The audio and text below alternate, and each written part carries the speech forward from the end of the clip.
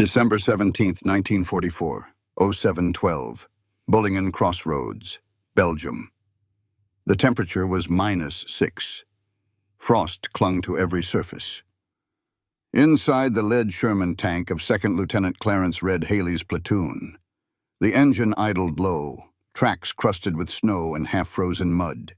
Steam rose in short bursts from the crew's breath.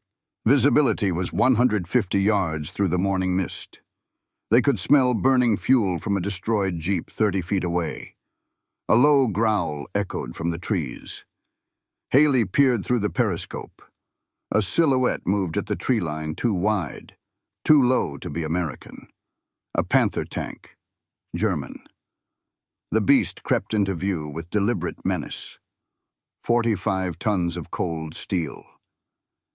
The most feared armored vehicle on the Western Front. The loader in Hailey's tank. PFC Daniels muttered, "That's it. We're dead." The Sherman's 75mm gun was loaded, but they all knew the truth front on. It would bounce. German crews called Shermans Tommy cookers. American tankers weren't kinder Ronsons. They said, "Lights every time." 9 months earlier in England, at Bovington Camp, Hailey had stood beside this very Sherman while a British liaison officer laughed. "You Yanks bring tin cans to a gunfight." He meant the Sherman, thin armor, gas engine, a pop gun. German tanks, they said, were real tanks. But now, the Panther's turret turned too slow. Its massive L-70 gun shifted left, scanning for threats. Hailey whispered over the intercom, "Hold." His driver pressed deeper into the slush, unmoving. The gunner steadied his breathing. The range was 300 yards. Side armor, not frontal. A moment of quiet. Then Hailey gave the order, "Fire." The Sherman barked. A flash, a kick. The round hit the Panther behind the turret. A second later, black smoke erupted from its side. The turret jolted, then stopped. Flames rose. The gun never fired. 8 minutes later, 2 more Panthers entered the kill zone. By 10:30, the platoon would claim 8 confirmed tank kills. That morning, the tank they called a joke stopped a German armored spearhead cold. This is the story of how the so-called toy tank, mass-produced, gasoline-fueled, thin-skinned, became the math that broke the Wehrmacht. In training briefings across England in 1944, the message was clear: don't go head-to-head with German armor. The Sherman was not built for it. It was lighter, faster, cheaper, not a dueling machine, on paper. It was outclassed, in steel thickness, in gun length, in armor profile. The Wehrmacht's Panther could kill a Sherman at over 1,000 meters. Its sloped 80mm glacis plate deflected most Allied shells. Its 75mm KWK-42 cannon could punch clean through the Sherman's front like it was plywood. American ordnance boards had warned avoid frontal engagement with German heavy armor. Even General Patton, never known for timidity, called it a risky fight. Crews joked darkly. You hit a Panther in the front, it shrugs. It hits you in the front, you burn. That belief wasn't just pessimism. It was doctrine. Shermans were instructed to flank, ambush, or call for tank destroyers. In Normandy, when Shermans went nose-to-nose with Panthers, they paid dearly. And yet, by the winter of 1944, the Shermans weren't just surviving. They were winning. The math didn't lie. Germany was retreating. The U.S. armored divisions were advancing through France, through Belgium, into the Ardennes. Something wasn't adding up, because the Sherman wasn't fighting alone. It was part of a system.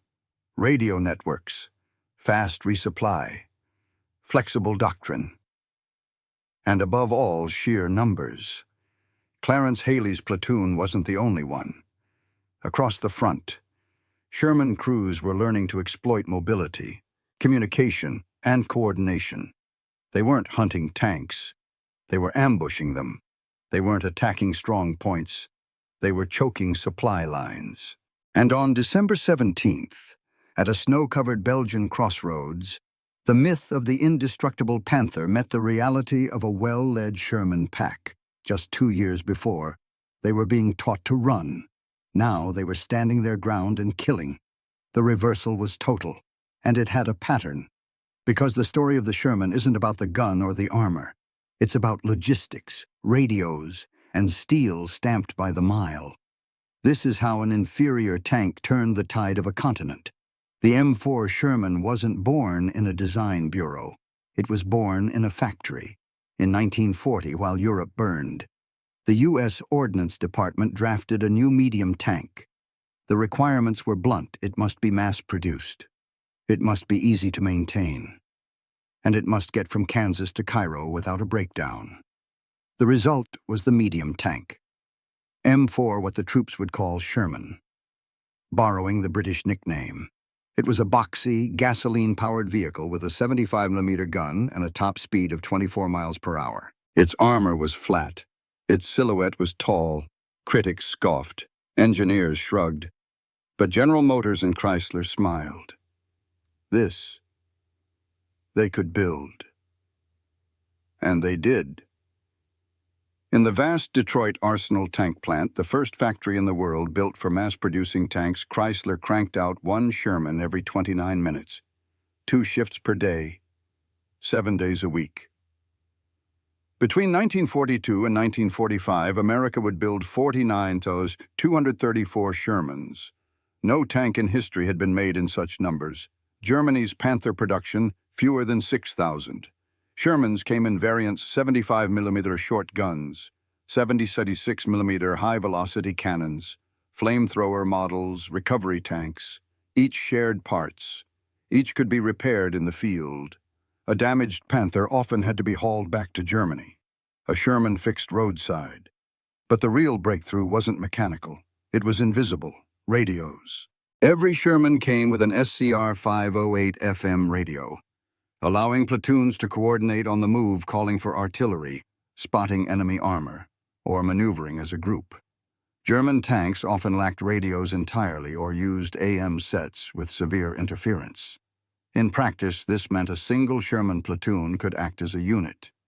A Panther company often acted as individuals. While German gunners waited for field orders, American commanders were already flanking. And there was more. Wet stowage ammo racks reduced fires. Gyro stabilizers allowed Shermans to fire while moving not accurately, but enough. Their lighter weight let them cross bridges Panthers couldn't. Their narrower tracks made rail transport easy. When the terrain broke down, Shermans got through. Panthers bogged and burned clutches. By late 1944, every link in the Allied war machine was synchronized. Sherman crews trained in the U.S. They staged in England, shipped through Le Havre, and rolled into the Ardennes with spare parts, fuel drums, and ordnance supply built into the plan. The German tank corps still relied on manual logistics, rail-dependent fuel, and hand-tuned optics. The Americans rolled with wrenches, fuel trucks, and forward repair depots. From blueprint to battlefield. The Sherman was not the best tank, but it was the best system, and the Germans couldn't stop it. In war, numbers don't whisper, they scream. 234. That's how many Sherman tanks the United States built between 1942 and 1945. Not prototypes, not parade units. Combat-ready tanks, shipped across oceans, ready to fight. Germany built just over 6,000 Panthers in the same period. That's a ratio of more than 8-to-1. It wasn't just quantity, it was pace. Detroit Arsenal could produce 28 Shermans per day. In 1944 alone, the U.S. averaged 450 tanks per month. In contrast, Germany's Panther lines sputtered, averaging fewer than 250 units monthly, often interrupted by Allied bombing, parts shortages, or sabotage. Then came fuel. A Sherman company consumed roughly 2,000 gallons of gasoline per day. The U.S. Army delivered it through the Red Ball Express, a non-stop truck convoy, with a vehicle passing every 50 seconds. Panthers, by comparison, guzzled 4.2 gallons per mile and were stranded without the Reichsbahn rail net. As Allied bombers cratered German rail yards, fuel-starved Panthers became steel statues. The Shermans kept moving, and they spoke to each other. Every Sherman tank had a dedicated FM radio short range, static-free, able to coordinate maneuvers in real time. German tanks, even in 1944, often shared one radio between platoon leaders. That meant long relays, blind guesswork, missed ambushes. U.S. crews could call artillery in under 5 minutes. German officers took 20 to 30 minutes, sometimes more. One side fought with a network, the other fought with silence. Then came the guns, on paper. The Sherman's original 75mm gun couldn't penetrate Panther frontal armor beyond 500 yards. True, but in battle, few fights happened frontally. Shermans didn't duel, they swarmed. They flanked. They coordinated kill zones. 5 tanks engaging one from 3 angles with real-time radio updates. 3x faster turret traverse. Lighter tracks equals less bogging. Lower silhouette than Tiger Worm. The math wasn't romantic, it was ruthless. German crews had the better optics, the longer gun, the thicker glacis. But Shermans fired first. They moved faster. They died and got replaced. Panthers died and left a hole. Not superiority. Saturation. Not elegance. Efficiency. By winter 1944, the Western Front wasn't a contest of duels. It was a contest of systems. Radios, fuel, spare parts, and orders moving faster than the enemy could adapt.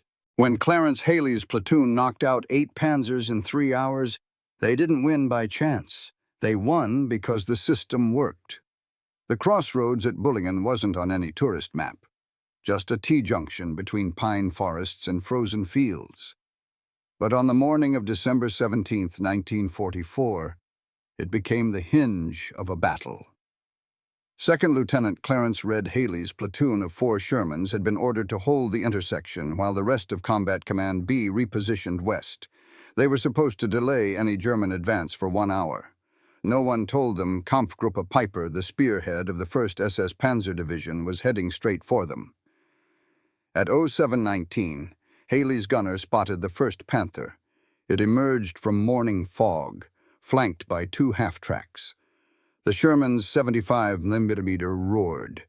The first shell hit the side plate below the turret ring. Smoke, then flame. Seconds later, Hailey's radio crackled. 2 more. Northeast tree line. He didn't hesitate. He ordered his 2nd tank to shift left. Its gun pivoted, tracked, fired. The 2nd Panther was hit while trying to turn. The 3rd reversed, but too late. Hailey's loader slammed in another round. The gunner adjusted, and the 3rd Panther caught fire through the engine deck. 3 kills, 11 minutes. At 07:44, German return fire began. A Jagdpanzer IV appeared to the south, firing from long range. It missed. Hailey's tanks pulled behind a small rise and returned fire. 2 missed. 1 hit. The Jagdpanzer burned. The Germans shifted tactics. Infantry advanced through the woods. Sherman hulls weren't built to stop infantry-carried Panzerfausts. Hailey called Battalion HQ. Fire mission requested. Response in 3 minutes. At 08:02, American 105mm shells rained down on the tree line. The German infantry broke. A Panther tried a flanking maneuver through the western approach. It didn't know Hailey's 3rd Sherman was dug into a hedge cut. It fired once side armor penetration. The Panther exploded. By 09:10, German forces paused. 6 German armored vehicles destroyed. 1 American tank disabled, track thrown. Crew alive. At 10:01, 2 Panzer IVs attempted to break through the northern lane. Hailey's 4th tank took out the lead with a turret hit. The 2nd tried to retreat but was caught by an anti-tank gun attached to Hailey's unit. Clean kill. 3 hours. 8 German tanks. 0 American fatalities. How? Because while the Panthers advanced in silence, Hailey's platoon fought as one. His tanks moved together, fired together, covered each other. Their radios stitched them into a single machine. They weren't tanks. They were a swarm. The math didn't stop at Bullingen. By delaying Kampfgruppe Piper even a few hours, Hailey's Sherman platoon triggered a cascade the Germans couldn't reverse. The road to Elsenborn Ridge Piper's planned path to the Meuse River became jammed with wrecks and wreckage. The Panthers, Tigers, and half-tracks needed time, space, and above all fuel. But that fuel never came. Why? Because every minute lost at the Bullingen crossroads compounded downstream.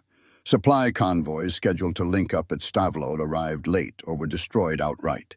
American air power, alerted by tankers like Hailey, pounced when clouds cleared. Fuel dumps burned. By nightfall, Piper's Panzers had halted. German radio operators struggled to coordinate responses. Artillery support lagged behind. The lead elements of an elite SS Panzer group, arguably the best Germany had left in the West, were now relying on handwritten notes passed between tanks. The Americans, they were rearming in relay, calling for smoke, switching channels, redirecting tank destroyers. A lieutenant in the 12th SS later recalled our vehicles were superior, but they fought like a single brain. We moved like arms without a body. By December 18th, the Wehrmacht's thrust in the north had lost its spear, and the killing fields multiplied.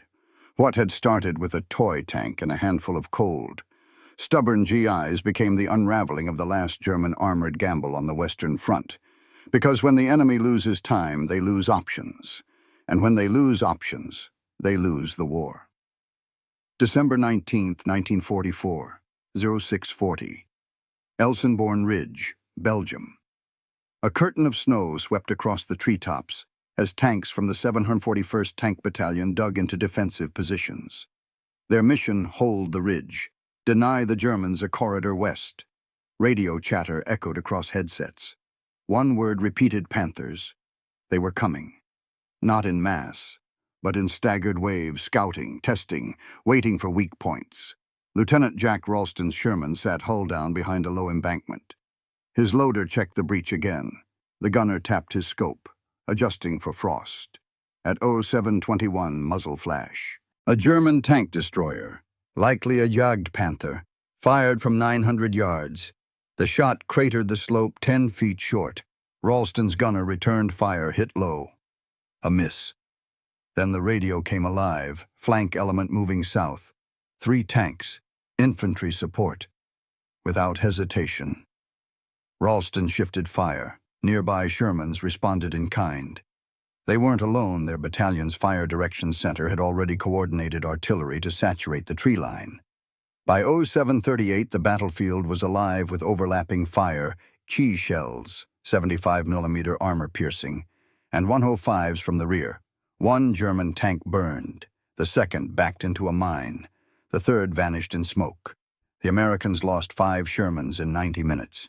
But they held the ridge. 6 German tanks confirmed destroyed. No breakthrough. And the key difference: not armor thickness, not optics. It was radio. Each Sherman passed targeting info in real time. When one gunner spotted a muzzle flash, others were alerted in seconds. When one tank took a hit, the crew called in replacement positions, coordinated fallback lines, requested covering fire, even blinded by snow, even under fire. They moved like a single unit. German tanks struck harder, but they struck alone. The 741st held their line until dusk. No Panther passed Elsenborn. In the after-action report, a battalion officer wrote, "The Panther could win a duel, but we weren't dueling. We were networked."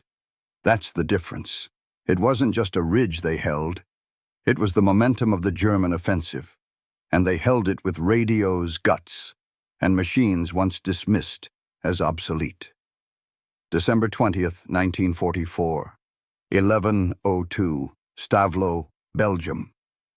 Snow melted into slush as German forces advanced toward a U.S. fuel depot. Hundreds of drums, 55 gallons each, waited behind thin wooden fencing. Enough gasoline to fuel Piper's entire armored column for 3 days. The Germans needed it. The Americans couldn't let them have it. A scratch force of Sherman tanks, engineers, and rear echelon riflemen scrambled into position.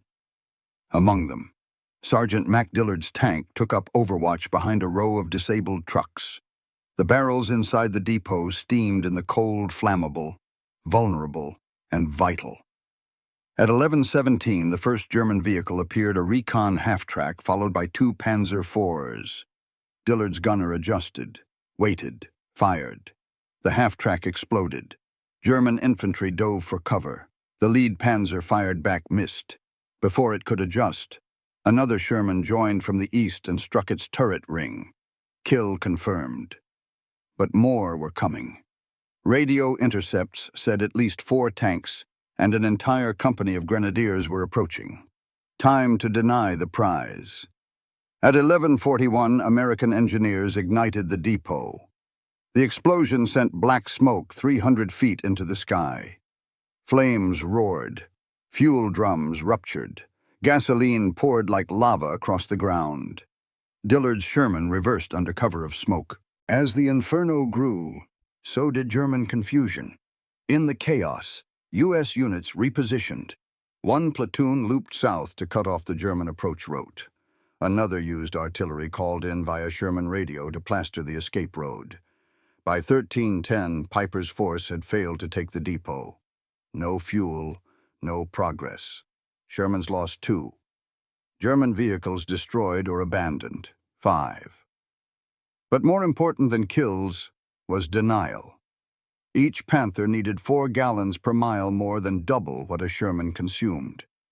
The longer they went without fuel, the closer they came to immobility. The Americans weren't just fighting tanks. They were starving them. A German officer, captured days later, described the frustration. Every time we saw gasoline, it vanished in flame. The Shermans didn't just block us, they burned our future. The M4s weren't supposed to dominate armor duels, they weren't meant to carry the front. But when paired with radios, fuel denial, and coordination, they became the keystone of the defense, a so-called toy, used to choke a monster. In the end, the Sherman didn't win by being stronger. It won by being everywhere. German officers who had studied armor theory for decades found themselves outmaneuvered by what they considered mechanical mediocrity. But it wasn't the Sherman's gun or armor that crushed them. It was the pace, the tempo, the system. When a Panther needed repair, it waited days. When a Sherman threw a track, another rolled in before sundown. When German crews argued over maps, Sherman commanders were already flanking. When fuel ran out, the German war machine froze. The Shermans never stopped. One Panther, meticulously engineered, could dominate a field. But only if it got there. Only if it had fuel. Only if it fought alone. Shermans didn't fight alone. They fought as packs, backed by depots, fueled by convoys, guided by FM radio nets. In Bullingen, they blocked the spearhead. In Elsenborn, they held the ridge. In Stavelot, they burned the prize. And through it all, they kept moving. Not glorious, not sleek, not legendary, but effective. The real image of victory wasn't a Sherman on a hill or a Panther in flames. It was a factory buzzer in Detroit, signaling another shift, another tank, another crew ready, not the thickest armor, not the biggest gun, a gear turning, a barrel loaded, a signal received. And when it all moved in sync, the Wehrmacht could not stop it. If you think tank battles were decided by armor thickness or gun length, think again. Because next time, we're going deeper into the pipelines, fuel dumps, and train lines that made those tanks move. The real war wasn't just in the fields of Belgium, it was in the gas canisters, the rail switches, the refueling stations behind the front. When the Shermans rolled, it wasn't because they were indestructible. It was because America had built a logistical machine that never slept. Until then, like subscribe, and share this story, because behind every tank kill was a chain of workers, drivers, and dispatchers who made sure that so-called toy tank never ran dry.